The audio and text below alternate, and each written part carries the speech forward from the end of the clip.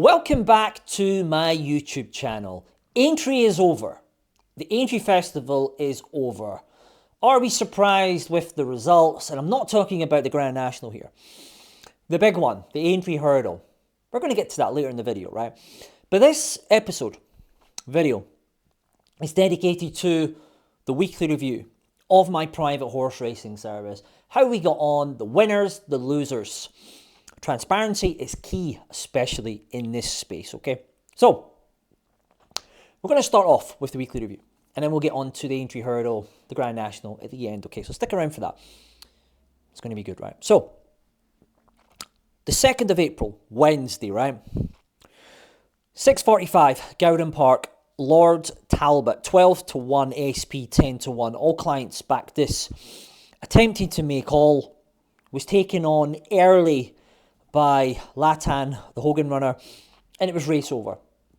After 3 furlongs, this horse was getting hurried along and basically needed an uncontested lead. And this is a track that favours front runners, but I knew we were cooked after 2-3 furlongs. But wasn't the best start, right? But we got 12-1, SP 10-1, so we had slight value, but that was a loser on the 2nd of April, the Wednesday, okay? We go on to the Thursday, the 3rd of April, okay? This was a very, very busy day, right? And we had a lot of selections. We had 2 at Sedgefield, right? So I got information on 2 horses at Sedgefield, big prices. The only issue with this race was that we're only paying 2 places here. So we didn't go big stakes here. We went half stakes on both of them, okay? And the first one was the 242 Sedgefield, Carnet, the stage. 28-1 we backed this, right? And never got going from the start. Never jumped with any fluency and was never in it. Was never in the race. So that was a loser. Half point each way. Unplaced 28-1. And then we had the 352, the Sedgefield. Same connections, the Hamiltons. Cess, Quelqu'un, 9-2, right? This one ran a really big race. And I thought we could have potentially been on the winner turning in. Slight mistake at the last. We're beat 2 lengths into 3rd. We just weakened over the last. It ran its race, but we only paid 2 places in that race and it finished 3rd. But the main horse info, the selections on the first day of the Aintree Festival, is the 145 Aintree. We had Gidleigh Park. This thing was travelling like a dream, jumping so well. We sent this out to clients at 6-1, SP 7-1. Attempted to make all. Mistake 2 out has cost us here. Stopped the momentum. We finished a close second to Imperi Pass, who caught us up the running. Ran a big race, but it's just that mistake 2 out, lost our momentum. We finished 2nd there, SP 7-1. We had another one in Ireland, the 310 Naas.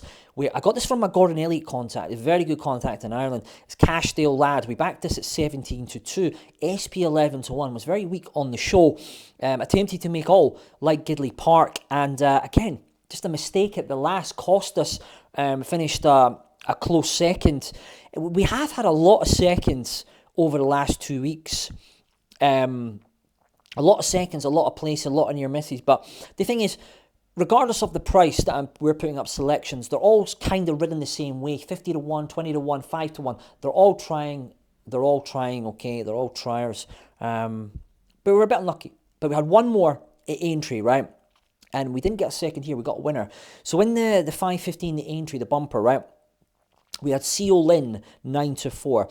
Now, it's very rare that I put up a short one, or one up at this price. 9-4 short for me.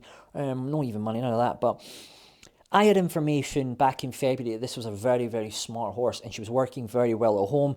And we actually put this up in the service, 33-1 in the champion bumper, non-runner, no bet. But she didn't make it to Cheltenham, which was unfortunate, okay? And they decided to go to Aintree.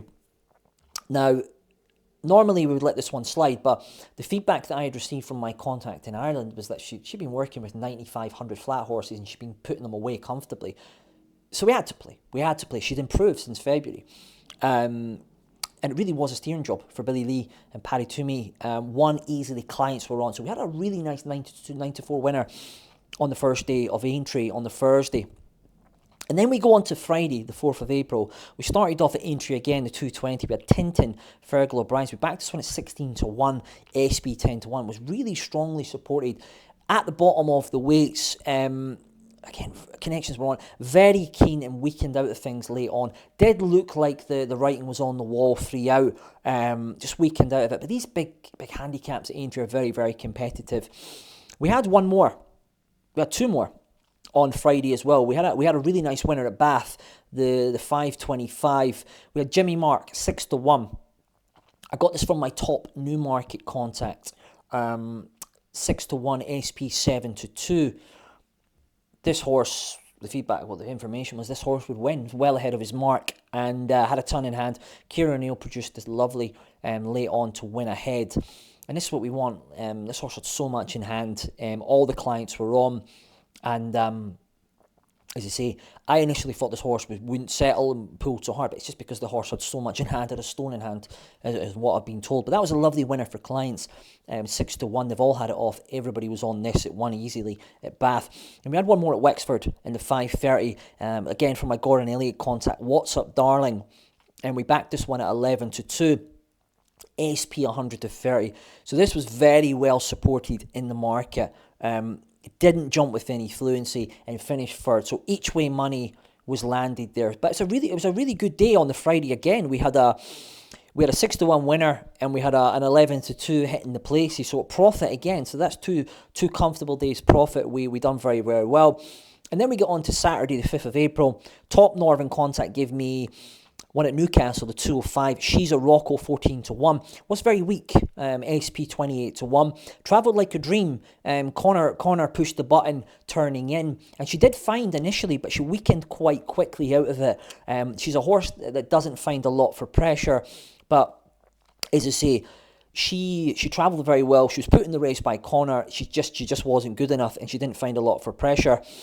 But it is a Saturday, right? And of course, Saturday winners. We had a winner on Saturday, but one more selection on the Saturday. 6:15 at Wolverhampton, again from a top contact in Newmarket. Lady Shamaradal. We backed this at 17 to 2. Again, I was told this one had a ton in hand, made all, and won easily off 70. Never in doubt, won easily. Clients had it off again, 17 to 2. So we're 9 to 4, 6 to 1, and now 17 to 2 winners. Fantastic few days for clients. We've had big prices hitting the places as well. We had an 11 to 1 hit the places as well. And we've had some really near misses. Been a solid week for clients. We've had a ton of clients that have joined the service this week, and they're now receiving our top class horse information. And we've got other stuff in the pipeline as well. We have some serious 2-year-olds that are coming out. We have strong information from barrier trials. And a horse that I put up a few weeks ago, Walnut, we backed this one at 80 to 1 first time out, which finished third. This horse has subsequently ran on and won next time out at Chelmsford, so that was no fluke. That was real information. We just got caught close home. Clients were on the 80, 16 to 1 place money. We beat a length that day at Wolverhampton. I think if Marc would been able to hold them a little bit longer, I think that horse could have won at 80 to 1, but certainly no fluke. Won next time out. And other examples as well, like horses we backed, like King of the Dance. We backed this. It was wide. And was just unlucky in the run at Wolverhampton. Next time out, won at 20 to 1. We had King of the Lakes. We backed this first time out at 12s. It's won 2 or 3 in a row now. So this is real information. There's no fluke here. But if you want to get involved in the horse racing service, right, now is the best time to get involved, because we're now starting to hit some lovely flat winners, okay? And the 2-year-old and 3-year-old campaign is the strongest time of the year for my horse racing service. This is where the info is really warm, where we have the edge. Like Walnut, 80 to 1 first time out. And I know horses that are a stone or 2 stone better than this horse, and they'll be 25 to 1 shots, 40 to 1 shots, and they will be off for their life. Small stables. No one knows about this, okay? You want to get on board and join hundreds of new paying monthly clients. The link is in bio, okay? So you don't want to miss this. This is a really profitable time of the year, right? So, now we get on to the Aintree Hurdle, okay? Was I surprised with what happened? Absolutely not. And this horse, and I said, I did videos after, like reaction videos of this, and I said this horse is a dog, right? And when I look back on it, I actually think I was being kind with this horse. And I'm not trolling here, right? I genuinely believe this horse is the most overrated horse in the history of National Hunt racing. Day one at Aintree, this horse, like, he was very weak all morning, and obviously you got the omen of the Bet365 bet boost, and that's never a good sign, right? And all I'm going to say, right, is this horse is genuinely a dog, and it seems now that it doesn't matter how many times this horse gets beat, people are still going to make excuses for this horse. And it's getting to the stage now where I've said previously that this is genuinely a safer gambling issue. Like I said back in March before the Champion Hurdle, sort of the language I was seeing on social media and the way that people were going on about this horse as if it was 101 before the tapes went up. Like I was genuinely concerned for people, and after obviously the horse was the first horse beaten in the Champion Hurdle at Cheltenham Festival, the same people backed the horse again, and they done their brains in, and I don't know how much money they've lost, but clearly a lot. Looking at the reactions after the Aintree Hurdle, this horse has beaten. I'm genuinely concerned for these people, and it's the same language, the same bullishness. It's like Stockholm Syndrome, you know. It's like you lose all your money, but you think you're a millionaire. It really concerns me, where I've had people say, he's going to win at Punchestown, you're wrong. I backed him for the Champion Hurdle next year at 6-1, he's a certainty. And I genuinely had someone message me, direct message, it's telling me to get on this double, okay? And I'm not trolling here. This person genuinely said this, okay? He said, I've backed Constitutional in a double to win the Champion Hurdle and win the Gold Cup in the same week. And I'm being serious here. There's people who are genuinely doing this. And I just don't know how to get through to these people anymore.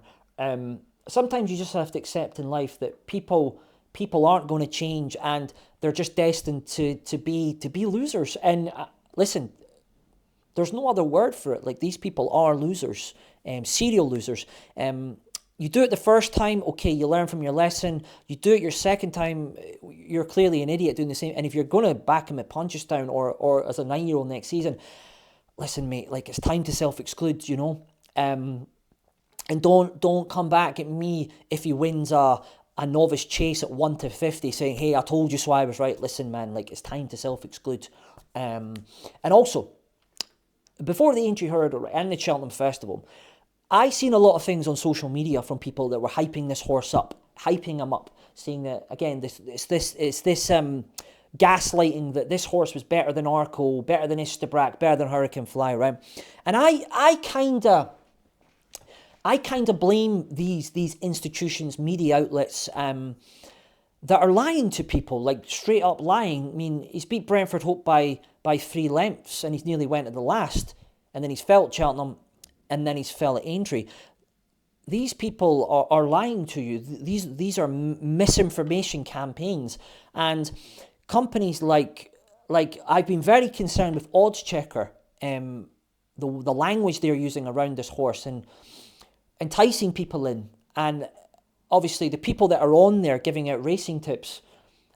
It's really snidey. These people aren't there to provide value and provide profit for clients. They're there to lose you money, because I don't know if you're aware of this, but the Odds Checker system and how they generate money is through affiliate links. That little pop-up that comes up, sign up for this betting company, okay? They get a percentage of your losses. So you listen to them, you lose your money, that's how Odds Checker get paid. I don't think a lot of people are aware of that, and it just doesn't sit right with me, okay? So anyone who works for an affiliate, be very careful of what they're saying to you, because always remember, they are not giving you the information because they want you to win. They work for a business that only makes money from you losing. So just think about this, right? Why would a business that needs you to lose give you correct information? They need you to lose, okay? It's pretty sick, and it doesn't sit right with me. Anybody who works for these companies, not for me, okay? Be very careful about what they say. Be very careful about what they say. Went off on a tangent there, but I don't want to see punters get put away, taken advantage of, especially there's a lot of misinformation out there. Went off on a tangent there about the con, right? But, and other things. But the winner of the race, right, Lossiemouth, she was very impressive. Very, very impressive. Very good race riding from Paul Townend. Came around the bend and made it difficult for Constitution Hill. You could see that from the drone angle. And also Wodhooh of Gordon Elliott's. There was question marks. We should be able to step up in grade. And she's obviously ran a career best there. She's probably ran to about 155, 160. She's a serious animal. And it did look for a stage where over the last that Danny Gilliam was getting a good turn out of her. And she looked like she could have won the race, but she's just weakened out of it. She's not beaten far behind Lossiemouth, and that's a big run, because Lossiemouth is a serious animal, and she's in top form, and she's got form around the Aintree. But yeah, it'd be interesting to see what Wodhooh does next season. Will she go for the champion hurdle, or will they step her up to the stairs? Lossiemouth, she'll probably just stay in the mares, or potentially maybe go for the champion hurdle next year. I don't know, but champion hurdle next year, it's looking like a wide open division, isn't it? Because you've got the likes of the New Lion in there as well, and I wouldn't rule out the Yellow Clay. Wasn't given a great ride by Jack at Cheltenham. I think if Sam or Danny Gilligan were on there, I think it would have been a lot closer, and potentially the Yellow Clay would have won. But it's looking, because I think the Yellow Clay, I mean, you want a horse that stays. That horse may get stepped up in trip, but I think the 2 mile champion hurdle division is looking very competitive next year, and I say Constitution Hill isn't favourite now. He's around 6-1, 8-1, and you've got Golden Ace there as well. Let's not forget about her. She's got a fantastic record at Cheltenham. But I think, just to wrap this up, okay, Constitution Hill, I think it's time to just accept that if you backed him at Cheltenham, right, you got it wrong. I hope that you didn't do the same thing again and done the same thing at Aintree, right? Because if you did, like, there's no more excuses, right? Like, there's clearly no more money in the bank account to back this, right? And if you're genuinely have the mindset of, but he's going to win at Punchestown, but he's top rated, or making excuses that he won a Supreme Novice 4 years ago or something, right? That's not going to bring back your money. And it's a clear sign of somebody who is delusional, and is delusional. There's not really any other word for it. And again, like that guy who emailed me, he's backed Constitution Hill in a double in the Champion Hurdle and the Gold Cup. Like, this is real. This is real stuff, and this is how people think, and it is scary. I would genuinely recommend, right, like, if you were in my comments or commenting on other people who had opposed Constitution Hill at Cheltenham, you done your brains in, and then you done the same thing at Aintree again, I would genuinely just self-exclude if you still think this horse is the same horse. Because if you can't see what's in front of you, then you're just deluded and you're easily manipulated. And these parasites and vampires, these affiliate links, they're just going to get you, for example. Like, these people out there is going to pump out misinformation, say, oh yeah, he's back to his best and all that. It's no good. It's no good. And punters, end of the day, it's the same thing. Punters just lose all their money. No good. But anyway, on a tangent there, the con's finished, and yeah, there's no way back for him. As Bannock Carly said, there's no way back. But listen, we're going on to next week. The racing service is just about to get started into its prime, its most profitable time of the year, the 2-year-olds and the 3-year-olds. I have some top-class information that will be coming out, okay? Top-class information. And I've had a ton of new clients, hundreds of new paying monthly clients who've joined the service, who are backing value, who got on big price winners last week. And that's what we want. This is top-class information. This isn't 6-4 even money. This is 1-2 a day max, all triers, okay? And this is what you want. If you want to get on board, okay, now's the best time to get on. Link is in bio. You can drop me a comment or drop me a DM, okay? The next 3 to 4 weeks are going to be massive for my racing service, because early season 2-year-olds, this is where you have a massive edge. You're backing horses that are 25-1, 50-1, that should be 2-1. And there is like a window of opportunity here as well, so you need to get on this quick, okay?